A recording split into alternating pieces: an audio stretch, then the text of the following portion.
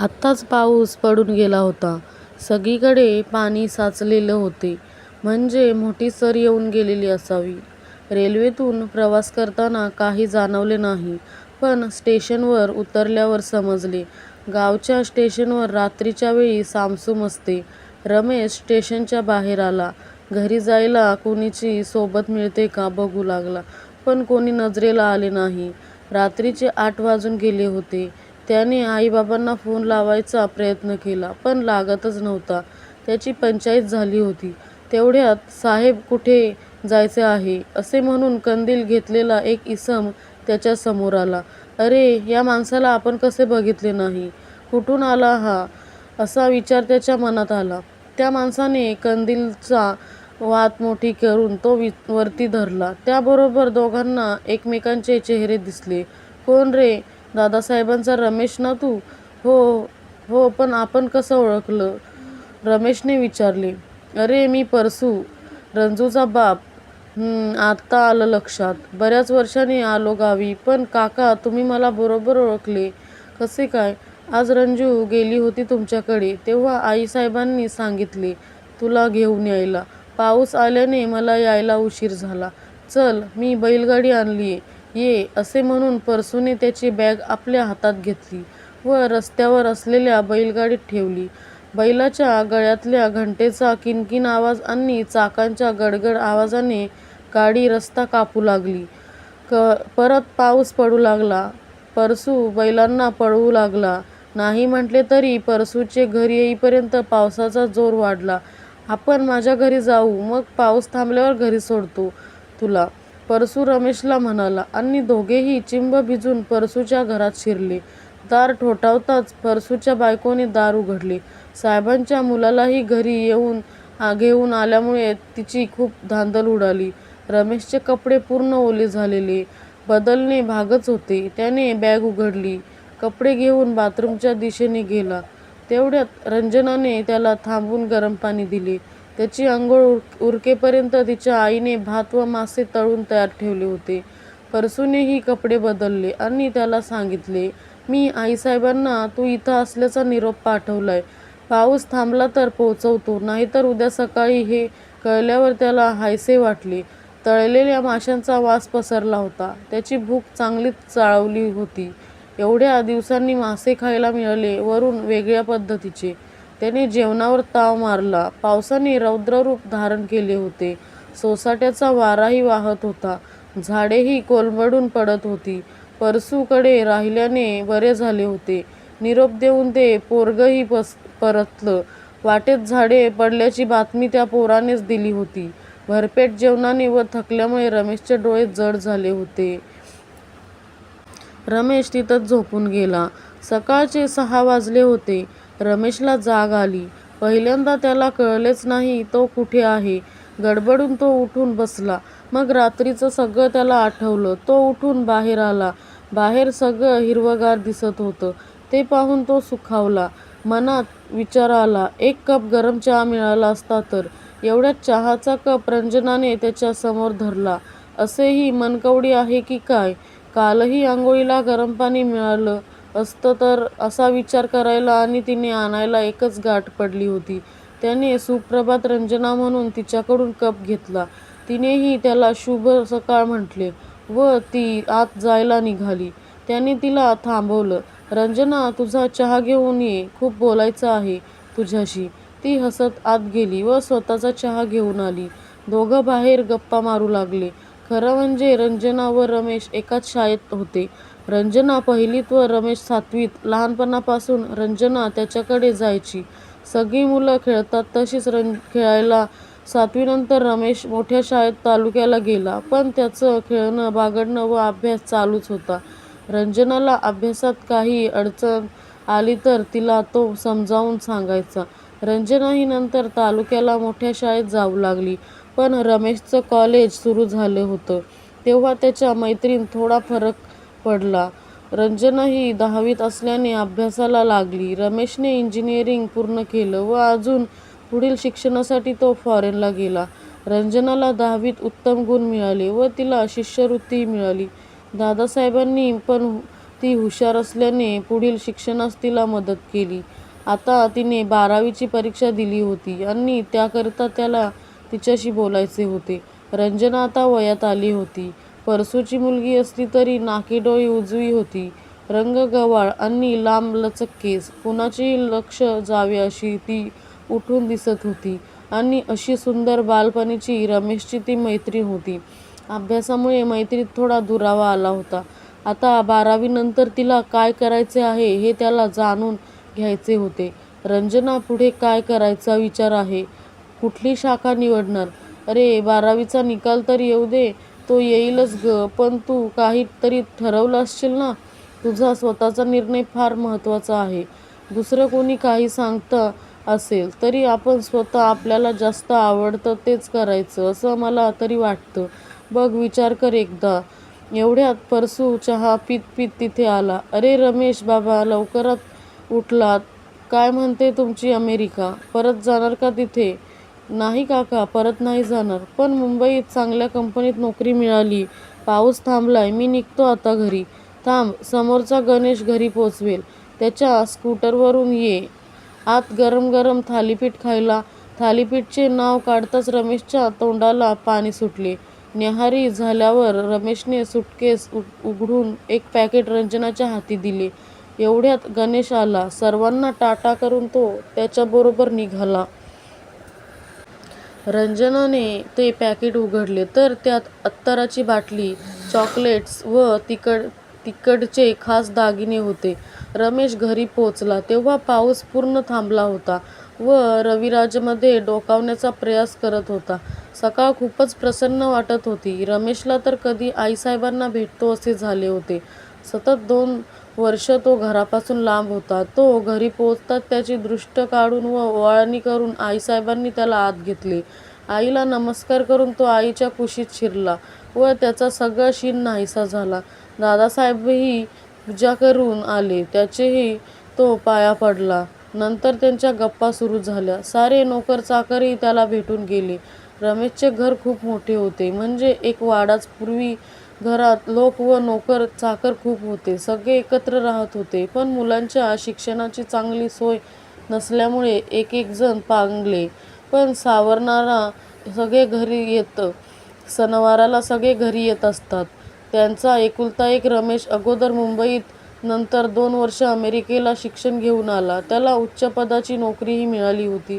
रुजू व्हायच्या अगोदर तो गावी आईवडिलांना भेटायला आला होता. रमेश श्रीमंतीत वाढलेला असला तरी त्याची राहणी वागणूक साधी होती.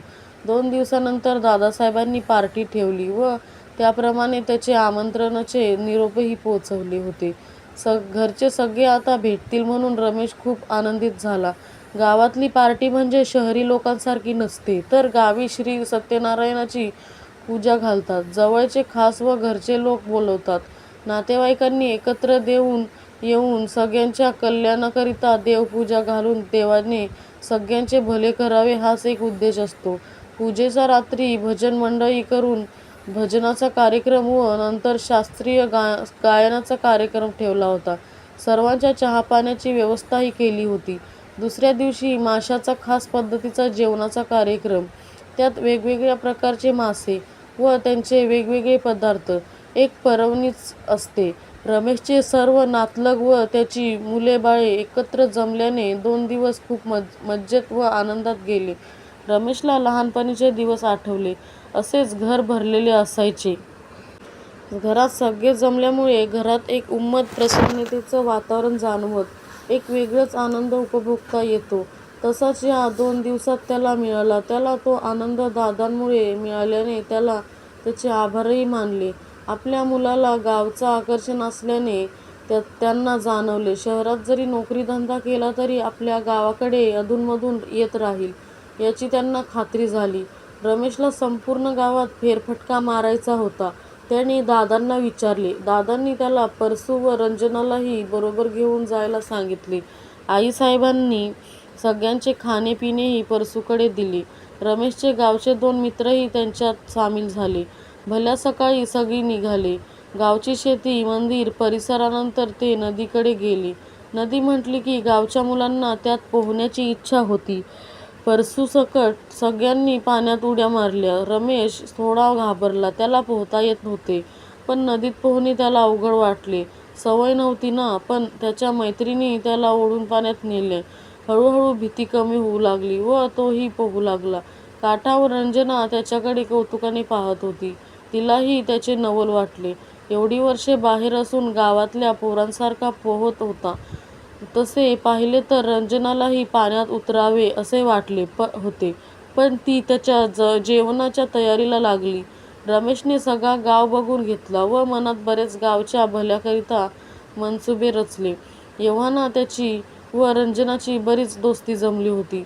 तिच्या पुढच्या शिक्षणाची काळजी त्याला वाटू लागली. कारण तिच्या आईवडिलांना तिचे आणखी शिक्षण नको होते. रमेश गावी असतानाच तिचा 12वीचा निकाल लागला. त्यातही तिला 97% गुण मिळाले. तिचे पालक तिला पुढे शिकवायला तयार नव्हते. पण रमेशने त्यांना समजावले व पुढच्या शिक्षणाकरिता तिला पुण्याला कर्वे संस्थानच्या वसतिगृहात प्रवेश मिळवून दिला आणि तो स्वतः मुंबईत आपल्या कंपनीत रुजू झाला. 1-2 महिने होतच असतात तेवढ्यात त्याला वरिष्ठ अधिकाऱ्याची जागा मिळाली. राहायलाही कंपनीचे घर मिळाले. आईसाहेबांना राहावलं नाही. एका नोकराला घेऊन त्या मुंबईला आल्या. सगळा संसार मांडून गणू नोकराला रमेशच्या दिमतीला ठेवून त्या परतल्या. परसू व बाकीच्या 4 लोकांना हाताशी धरून रमेशने गावात नारळ व नारळाच्या झाडापासून तयार होणाऱ्या उत्पादनाचा कुटीर उद्योग सुरू केला. तिथल्या काही लोकांनाही कामे मिळाली. तो मध्ये जाऊन देखरेख करत होता. 2-4 वर्ष झाली. रंजनाने पदवी घेतली व त्याचबरोबर तिने IASC च्या सगळ्या परीक्षा दिल्या आणि ती ऑफिसर होऊन कोकणात गेली. जी रमेश व रंजनाने गावाकरता स्वप्न पाहिली होती ती सफल व्हायची लक्षणे दिसू लागली. आता रंजना कलेक्टर झाल्याने आपल्या गावाकडे जातीने लक्ष देत होती व त्यामुळे गावाचीही खूप प्रगती झाली. नदीचे पाणी नळाद्वारे प्रत्येक घरात पोहोचवले. रस्ते, वीज, गॅस, शाळा, कॉलेज हे सर्वांसाठी उपलब्ध धरून दिले. तर शेतकरी लोकांना बी-बियाणे, शेतीची अवजारे, खत-पाणी या सगळ्या सुखसोयी झाल्यावर लहान मोठे कारखानेही उभारले गेले. रमेश व रंजनाने संपूर्ण गावाचे रूपच पलटले. जे लोक गाव सोडून गेले होते ते परत गावी येऊ लागले. थोड्याशा कालावधीत रमेश व रंजनाच्या कर्तबगारीने त्यांचा गाव नंबर 1चा झाला. सरकारने डिस्ट्रिक्ट लेव्हलवर गावाला पुरस्कार प्रदान केला व रमेश व रंजनाचाही सत्कार केला. आईसाहेब लग्नाकरिता रमेशच्या कधीपासून मागे लागल्या होत्या. मोठमोठ्या श्रीमंताच्या मुली त्याला सांगून येत होत्या. पण तो आईला काहीच उत्तर देत नव्हता. मग वडिलांनी त्याला विचारले, तुझी कोणी आहे तर तसं सांग. तरी तो काही बोलला नाही. खरं पाहिलं तर लहानपणापासून त्याला रंजना खूप आवडत होती. सर्व मुलीत तिचं वागणं वेगळं होतं. ती अभ्यासातही हुशार होती. आपल्यासारखे तिलाही खूप चांगले गुण मिळावे म्हणून तो तिला अभ्यासात मदतही करत होता. तिचं जवळ असणं त्याला बरं वाटत होतं. नंतर कॉलेजकरता तो तालुक्याला गेला. त्याचा अभ्यास वाढला. उच्च शिक्षणाकरिता मुंबई व नंतर अमेरिकेला गेला. भेटीगाठी बंदच झाल्या होत्या. तरी बऱ्याच वेळी तो एकटाच तिच्याशी संवाद साधायचा. असे का होते त्याला कळत नव्हते. तिच्या मनात काय आहे हे त्याला माहीत नव्हते आणि तिला विचारण्याचे धाडस त्याच्यात नव्हते. 2-4 वर्षे गावच्या विकासासाठी त्या दोघांनी घालवली. कामकाजाकरता दोघं खूप वेळा जवळ आली. पण गावच्या विकासाचे ध्येय होते व नितळ मैत्रीच्या नात्याने ते वागत होते. त्याला तिला विचारावं असे बऱ्याच वेळी वाटले पण संधी मिळालीच नाही. आईसारखी लग्नाची गोष्ट काढते तेव्हा आपण रंजनाला विचारावं असं वाटलं. आता दादांनी त्याला विचारले, तुझी कोणी असेल तर सांग. वाटलं त्यांना सांगावं पण पंचाईत होती. रंजनाला कौल माहीत नव्हतं रंजनाचं. तो जाणून घेण्याचं त्याने तिला फोन लावला आणि सांगितलं, एका महत्त्वाच्या कामासाठी भेटायला तुझ्या ऑफिसमध्ये येतोय. फोन बंद केला व तो निघाला. त्याला पाहून तिने विचारले, का एवढ्या घाईत? फोनवर का नाही सांगितलं? थांब, मला थोडं पाणी पिऊ दे. तिने ग्लास त्याच्या पुढे सरकवला. त्याच पाणी पिऊन झाल्यावर तिने विचारले, बोल आता, काय काम निघालं? रमेशने ओठांवरून जीभ फिरवली व पटकन बोलला, रंजू, मला तुझ्याशी लग्न करायचे आहे. तू तयार आहेस का? त्याच्या या प्रश्नाने ती अवाक झाली. तिने स्वप्नातही विचार केला नव्हता रमेश असं काय विचारेल. याचा लहानपणापासूनची मैत्री वयात येताच कधी प्रेमात बदलली हे तिलाही कळले नव्हते. तिच्याही मनात प्रेमाचा अंकुर उमलला होता, पण बोलायची सांगायची सोय नव्हती. आपल्या वागण्यातून कुणाला कळता कामा नये म्हणून दक्षता घेत होती ती. त्याच्याकडे बघतच राहिली. तू करशील माझ्याशी लग्न? का नाही? ती पटकन बोलून गेली. त्याने तिचा हात पकडला व थँक्स अ लॉट रंजू म्हणून किंचित दाबला. संध्याकाळी भेटू असं सांगून तो घरी गेला. रंजनाने ही गोड बातमी आपल्या आई वडिलांना कळवली. त्यांना बरं वाटलं, पण शंका आली. आईसाहेब मान्य करतील रंजूला? कितीही शिकली तरी एका नोकराची मुलगी. त्यांना रंजनाची काळजी वाटू लागली. इकडे रमेश जेवणाच्या वेळी घरी पोचला. आनंदाचे उधाण फुललेले होते. उतावळा नवरा, गुडघ्याला बार्शिंग. प्रमाणे आईने विषय न काढताच तो आपणहून म्हणाला, तुम्ही लग्नाचे म्हणत होता ना? त्याबरोबर आईसाहेब म्हणाल्या, मग उद्याच मुलीला घेऊन यायचा निरोप पाठवतो. संध्याकाळी 5 वाजता चालेल ना? अगं आई, मला रंजनाशी लग्न करायचं आहे. काय? आईसाहेब जवळजवळ किंचाळल्याच. अरे, ती शिकली सावरली तरी शेवटी परसूची एका गड्याची मुलगी. लग्न काय खेळ वाटला तुला? 2 घराण्यांचा मिलाप असतो.